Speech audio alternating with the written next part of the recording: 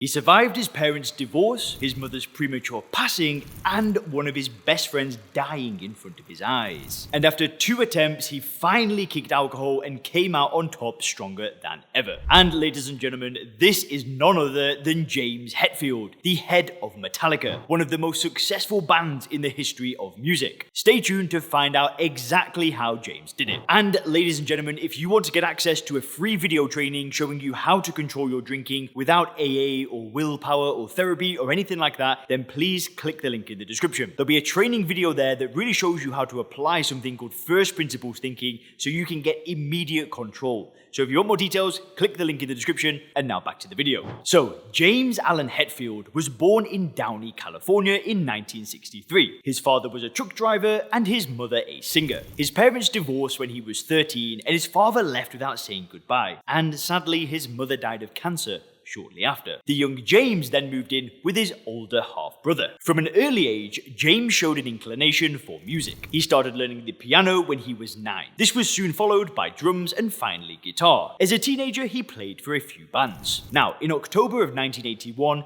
James answered a Musicians Wanted newspaper ad from drummer Lars Ulrich. Ulrich would later describe James as one of the shyest people that he had met, barely able to even say hello. The duo initially teamed up with guitarist Dave Mustaine of Megadeth fame. Mustaine was soon fired on account of his erratic character and drug abuse problems and replaced by Kirk Hammett. The lineup was completed by legendary Cliff Burton at the bass. The band would release their first album, Kill 'Em All, in 1983. Their next 3 albums would become increasingly more successful commercially and come to dominate the heavy metal scene. The world had simply never heard anything as heavy, raw, and at the same time melodic. Metallica had broken the mold and single-handedly redefined heavy metal. And let me know in the comment section your favorite Metallica song. However, it would be their 1991 Black album that would break all records and propel them to international superstardom. The album would go on to become one of the top 25 best-selling albums of all time in the US and top the charts in numerous countries around the world. Since then, Metallica have recorded several more albums and have gone on to sell 125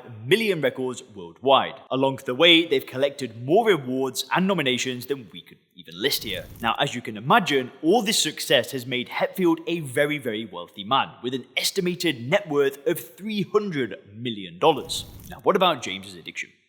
Well, there's a kind of drugs and alcohol stereotype with rock bands, and Metallica were no exception. In a 2003 interview, guitarist Kirk Hammett recounted his first impressions of the band. Quote, "When I first met these guys, they were drinking vodka like it was water. I would start drinking about 12 in the afternoon. We would arrive at the club and go straight to the bar and see how much booze we could consume for free, and by the time we went out on stage, we were almost always sourced." Addiction would be one of the recurring themes in the band's music, most notably in Master of Puppets, one of their most famous songs. While other members of the band took illicit drugs like cocaine, Hetfield struggled with alcohol. Alcohol was, ever since my mother died, that became more of a part of me. Alcohol at age 16. It became, it starts off as the cliche, hey, I feel more alive, I feel looser, I feel more comfortable, I can talk to women, I can, get on stage and all of this. It was kind of the fog. I was already in somewhat of a fog, and that helped it be more fun. And then the typical story of starting to need it. And then it became just like this maintenance. And it was a constant fog, and a lot of things I can't remember. Blackout drinking was not good. Getting in fights, all kinds of, a trail of destruction, the cliche of that. But then it certainly got more and more evident that it was changing me. I was bringing some of the road life home.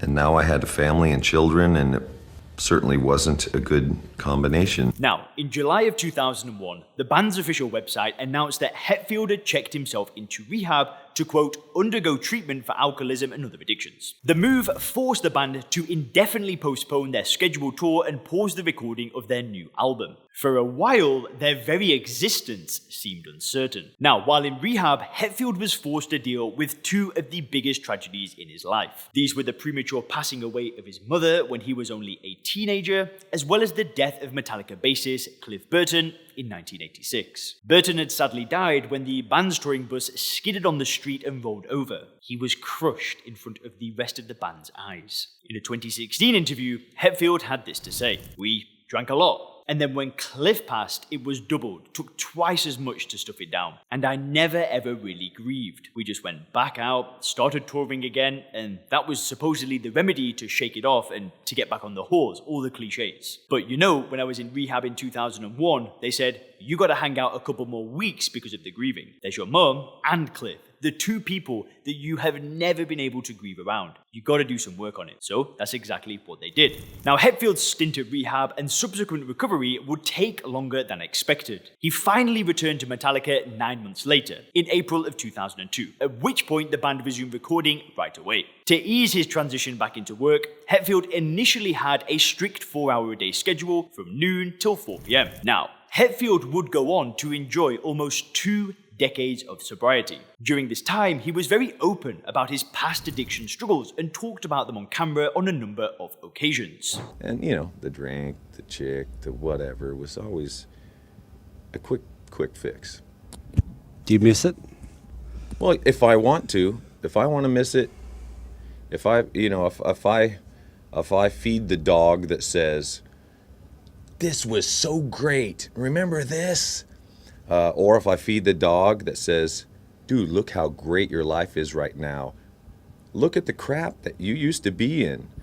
It depends on how you look at it. And I know I could go back and fuck things up pretty quick. In September of 2019, however, Metallica fans were in for a shock. The band officially announced that Hetfield had relapsed and all upcoming tours were cancelled. Few details of this rehab stint emerged, but a few months later, in January of 2020, Hetfield made his first public appearance at an automotive museum in Los Angeles. Fans on Twitter were quick to point out how much better the star looked compared to his pre-rehab photos, noticeably lighter and with a much healthier complexion. Hetfield has now returned to Metallica and resumed touring full-time. By all accounts, he remains sober. In his personal life, James is happily married to Francesca Hetfield, whom he met in 1993. The couple married 4 years later and have 3 children together. James credits Francesca with being a very positive influence in his life, helping him resolve his anger issues as well as supporting him through the addiction struggles. They spend most of their time in their mansion in Colorado, which has an estimated market value of just under $30 million.